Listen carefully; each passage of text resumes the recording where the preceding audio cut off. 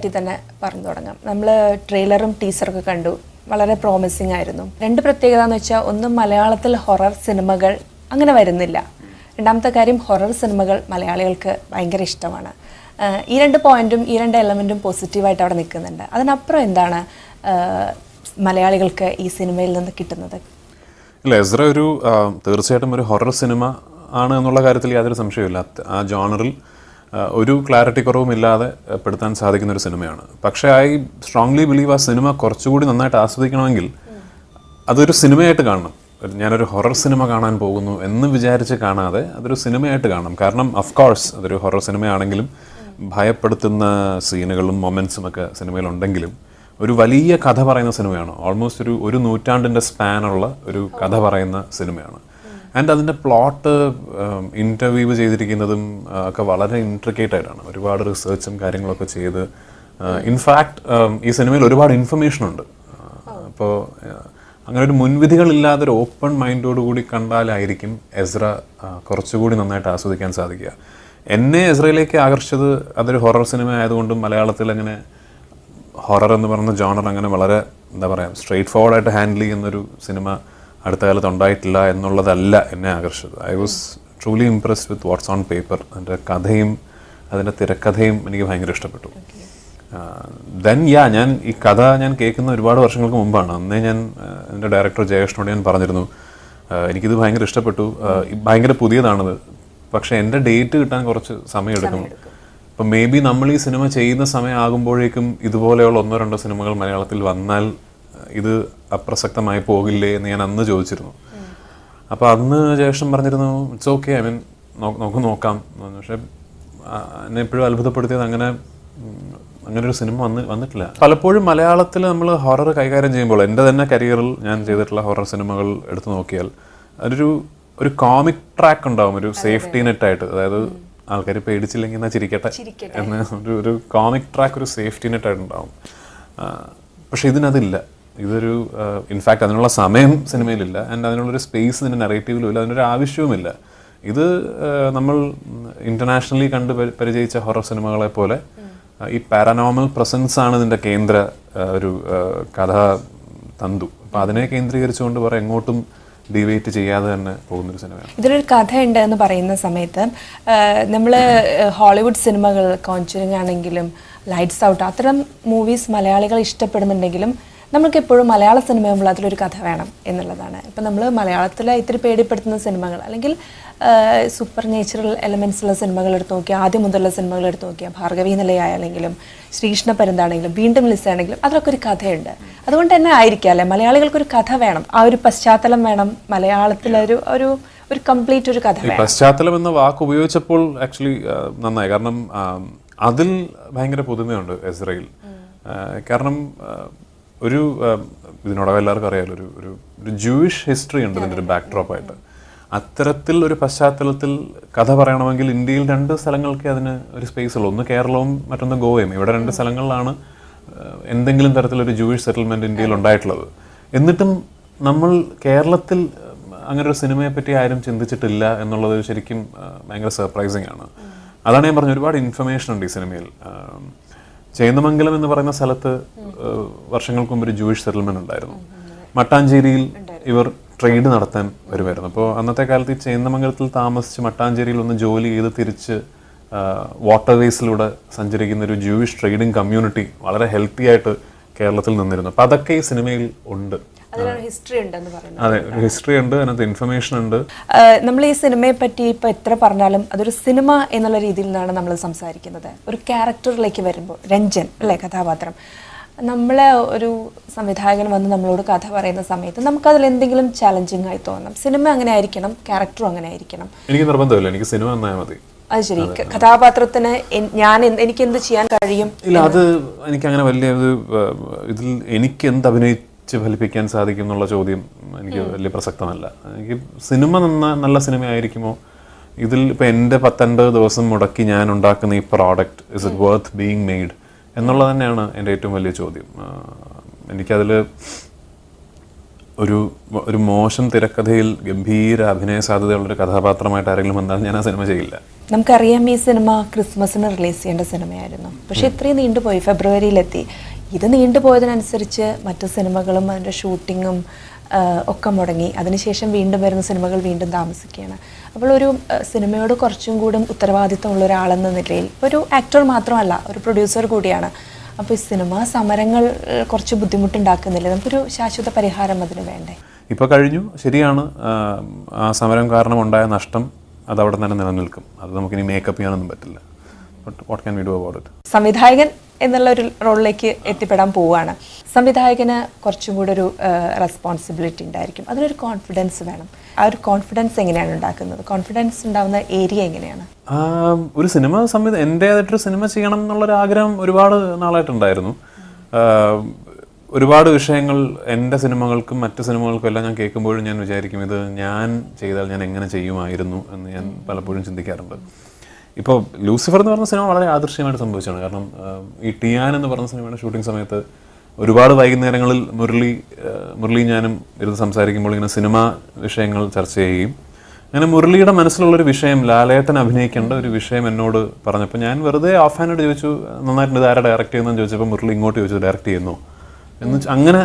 അങ്ങനെ സംഭവിച്ചാണ്. അതെ, അല്ലാതൊരു മനസ്സിലൊരു പ്ലാൻ ഒന്നും ഉണ്ടായിരുന്നില്ലേ ഒരു സിനിമ?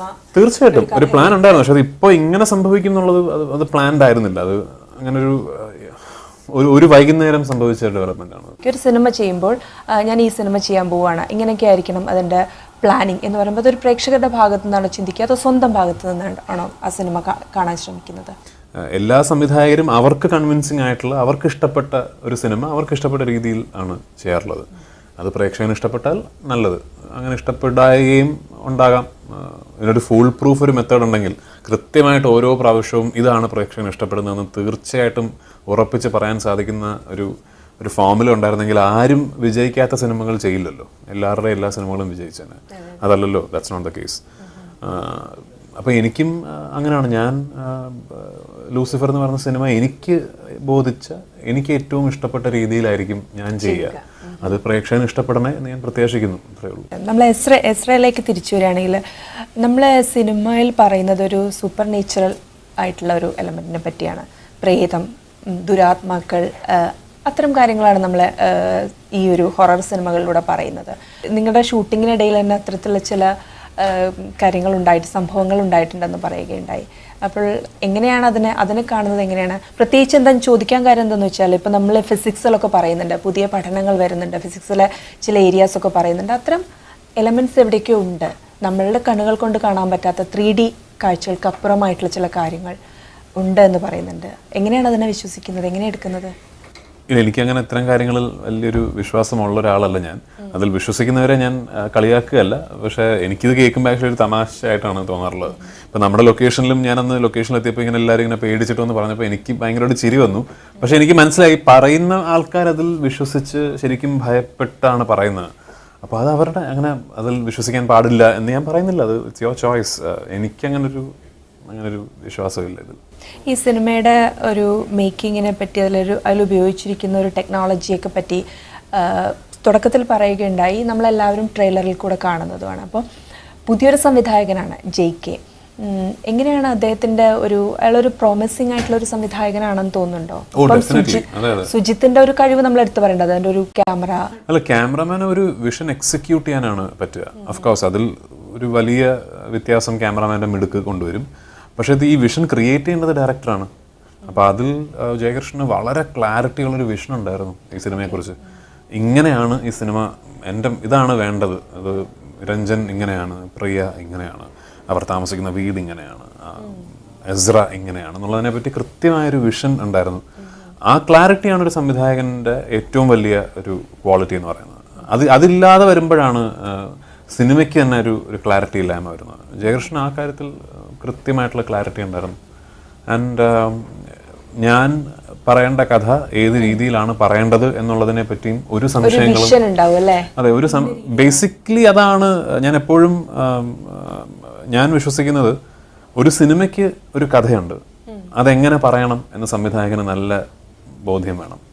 ഒരു സിനിമയിൽ ഒരുപാട് സീനുകളുണ്ട്, ഓരോ സീനിലും ഒരു കഥയുണ്ട്. ആ കഥ എങ്ങനെ പറയണം എന്ന് നല്ല ബോധ്യം വേണം. ഓരോ സീനിൽ ഒരുപാട് ഷോട്ടുകളുണ്ട്, ഓരോ ഷോട്ടിലും ഒരു കഥയുണ്ടാവും. ആ കഥയും എങ്ങനെ പറയണം എന്നറിയണം. അതാണ് ഫിലിം മേക്കിംഗ്. അവിടെ തീരുന്നു. അല്ലാതെ ഈ ഇന്ന ലെൻസ് ഇട്ടാൽ ഇതാണ് മിനിമം ഫോക്കസ് എന്നോ അല്ലെങ്കിൽ സൂമിന്റെ ഫുൾ ഓപ്പൺ അപ്പർച്ചർ ഇതാണെന്നോ ഒന്നും സംവിധായകൻ അറിയേണ്ട കാര്യമില്ല. എസ്ര എന്നുള്ളൊരു വേർഡ്, ഇതൊരു ജൂത വേർഡ്, ജൂയിഷ് ആണെന്ന് തോന്നുന്നു അല്ലേ? ഇത് നമ്മുടെ സിനിമയിൽ അതൊരു കഥാപാത്രത്തിന്റെ പേരാണ്. ആക്ച്വലി എബ്രഹാം എസ്ര എന്ന് പറയുന്നത് നമ്മുടെ സിനിമയിലെ ഒരു ക്യാരക്ടറിന്റെ പേരാണ്. ആ ക്യാരക്ടർ സിനിമയിൽ വളരെ സിഗ്നിഫിക്കന്റ് ആണ്. ഐ തിങ്ക് ഹീബ്രുവിൽ എസ്ര മീൻസ് ഹെൽപ്പ് ആണോ, I'm not too sure, അങ്ങനെ എന്തോ ആണ്. Cry for help. അതെ. ഓക്കെ. അത് കേൾക്കുമ്പോൾ തന്നെ നമുക്ക് എന്താ പ്രതീക്ഷ തരുന്നുണ്ട് സിനിമയുടെ. പക്ഷേ it's also fairly common name. അന്നത്തെ കാലത്ത് ജ്യൂസിന്റെ ഇടയിൽ എസ്ര, ഒരുപാട് എസ്രാസ് ഞാൻ കണ്ടിട്ടുണ്ട് ആക്ച്വലി. ഇപ്പം അടിക്കടി സിനിമകൾ ചെയ്യുന്നതാണ്. പൃഥ്വിരാജിൻ്റെ സിനിമകൾ ഇങ്ങനെ വന്നുകൊണ്ടിരിക്കുന്നുണ്ട്. ഊഴം കഴിഞ്ഞു, എസ്ര വരുന്നു, ടിയാൻ വരുന്നു, അങ്ങനെ. അപ്പോൾ ഈ നമ്മളെ ജീവിതത്തിൽ നമ്മൾ കാണുന്ന വ്യക്തികൾ നമ്മളെ സ്വാധീനിക്കാറുണ്ട്, നമ്മുടെ അനുഭവങ്ങൾ നമ്മളെ സ്വാധീനിക്കാറുണ്ട്, നമ്മൾ മാറ്റം വരുത്താറുണ്ട്. കഥാപാത്രങ്ങൾ എപ്പോഴെങ്കിലും അങ്ങനെ സ്വാധീനിച്ചിട്ടുണ്ടോ? കഥാപാത്രങ്ങൾ സംവിധായകൻ്റെ സൃഷ്ടിയാണ്, അതിൽ നിന്ന് എന്തെങ്കിലും പാഠം ഉൾക്കൊള്ളുകയോ? തീർച്ചയായിട്ടും ഉണ്ടാകും. അത് നമ്മുടെ ജീവിതത്തിലെ അനുഭവങ്ങളിൽ നിന്ന് നമ്മൾ പഠിക്കുന്ന പാഠങ്ങൾ പോലെ തന്നെ കഥാപാത്രങ്ങളിൽ നിന്നും പഠിക്കുന്ന പാഠങ്ങളും നമ്മളിപ്പോൾ ഒരു പാഠം പഠിച്ചുകൊണ്ടിരിക്കുകയാണ് എന്ന് നമുക്ക് തിരിച്ചറിയാൻ സാധിക്കാത്തതാണ്. അത് പിന്നീട് എപ്പോഴെങ്കിലും ആയിരിക്കും ലൈഫിൽ അന്ന് നമുക്ക് തോന്നിയ ഒരു കാര്യം, അല്ലെങ്കിൽ ആ സിനിമയിൽ ആ സീനിൽ അഭിനയിച്ചപ്പോൾ നമ്മൾ തിരിച്ചറിഞ്ഞ ഒരു കാര്യം ഒക്കെ നമുക്ക് പിന്നീട് വേറൊരു തരത്തിൽ വേറൊരു സ്ഥലത്ത് അപ്ലൈ ചെയ്യാൻ സാധിക്കുക. അത് നമുക്ക് ലൈഫിലും അങ്ങനെയാണ്, സിനിമയിലും അങ്ങനെയാണ്. ചില ക്യാരക്ടേഴ്സ് ഉണ്ട് നമുക്കിങ്ങനെ പറയുന്ന ചില ഡയലോഗുകൾ, അല്ലെങ്കിൽ അഭിനയിക്കുന്ന ചില മുഹൂർത്തങ്ങൾ, കാണുന്ന അല്ലെങ്കിൽ ആ സിനിമയുടെ ഷൂട്ടിംഗ് സംബന്ധമായിട്ട് കാണുന്ന ചില കാഴ്ചകളിലൊക്കെ നമ്മൾക്കൊരു പ്രൊഫൗണ്ടായിട്ട് നമ്മളെ ഒരു എന്താ പറയുക, നമ്മളൊരു അടിച്ചേൽപ്പിക്കുന്നൊരു തോന്നലുണ്ടാവും. ഇത് ഞാൻ ഇന്ന് കണ്ടു, അല്ലെങ്കിൽ ഇതെനിക്ക് ഇന്ന് ഞാൻ ഫീൽ ചെയ്തു എന്ന് നമുക്ക് തോന്നും. അങ്ങനെ അടുത്ത കാലത്ത് ഞാൻ ചെയ്തത് ഇതാണ്. ടിയാൻ എന്ന് പറഞ്ഞ സിനിമയിലെ അസ്ലൻ മുഹമ്മദ് എന്ന് പറഞ്ഞ ക്യാരക്ടറാണ്. എസ്ര തിയേറ്ററുകളിലേക്ക് എത്തുകയാണ്. അതിൻ്റെ ഒരു വിജയം, അതിന് കഴിഞ്ഞാലുള്ള പുതിയതായി ടിയാൻ, അതിൻ്റെ ഒരു എക്സൈറ്റ്മെൻറ്റ് ഇപ്പോഴും പോയിട്ടില്ലെന്ന് തോന്നുന്നു. ടിയാൻ വരുന്നു, പിന്നാലെ ലൂസിഫർ എന്നുള്ള സിനിമ സംവിധാനം ചെയ്യാൻ പോകുന്നു. ഇനി അങ്ങോട്ട് കുറച്ചുനാൾ മലയാളി പ്രേക്ഷകർക്ക് വലിയ വലിയ പ്രതീക്ഷകൾ തരുന്നുണ്ട് പൃഥ്വിരാജ്.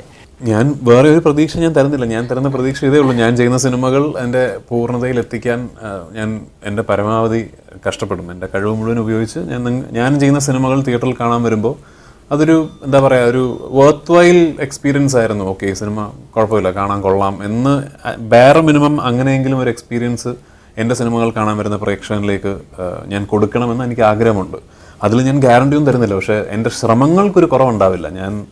ഞാനൊരു എന്താ പറയുക, ഞാൻ ഉഴപ്പിയത് കൊണ്ടൊരു സിനിമ നന്നാവാതിരിക്കില്ല, അത് guarantee. Okay, thank you so much. Thank you.